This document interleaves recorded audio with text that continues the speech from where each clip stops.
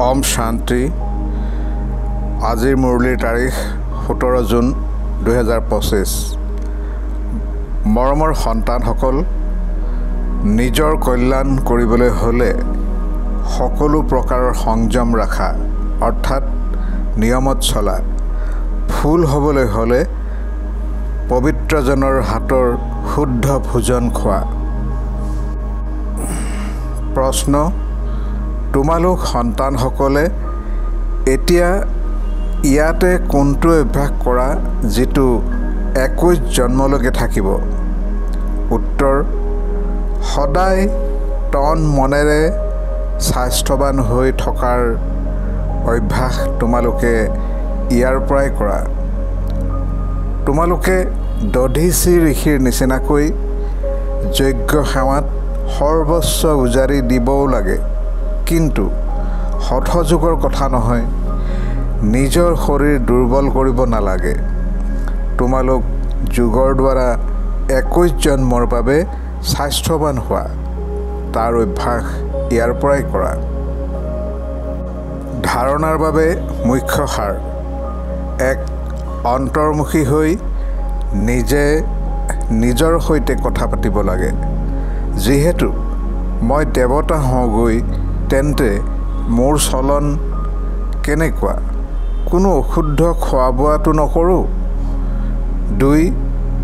নিজৰ ভৱিষ্যত 21 জন্মৰ বাবে উচ্চ কৰি তুলিবলৈ সুদামাৰ নিচিনাকৈ যি কিছু আছে সেয়া ভোলানাথ পিতাক হস্তান্তৰ কৰি দিয়া। পঢ়াৰ ক্ষেত্ৰত পাবা। 2 নম্বৰ, নিজৰ ভৱিষ্যত 21 জন্মৰ বাবে উচ্চ কৰি তুলিবলৈ সুদামাৰ নিচিনাকৈ যি কিছু আছে সেয়া ভোলানাথ পিতাক হস্তান্তৰ কৰি দিয়া। পঢ়াৰ ক্ষেত্ৰত কোনো অজুহাত নেদেখুৱাবা।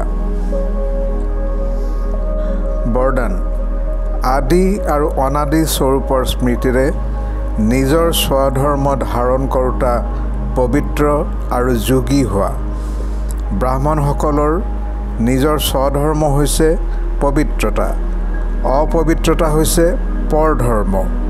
যি পবিত্ৰতা ধাৰণ কৰিবলৈ জগতৰ লোকে কঠিন বুলি ভাবে, সেয়া তোমালোক সন্তানসকলৰ বাবে অতি সহজ।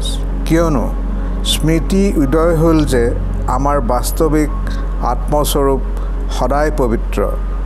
অনাদিস্বৰূপ পবিত্ৰ আত্মা আৰু আদিস্বৰূপ হৈছে দেৱতা।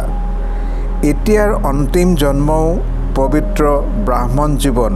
গতিকে পবিত্ৰতাই ব্ৰাহ্মণ জীৱনৰ ব্যক্তিত্ব।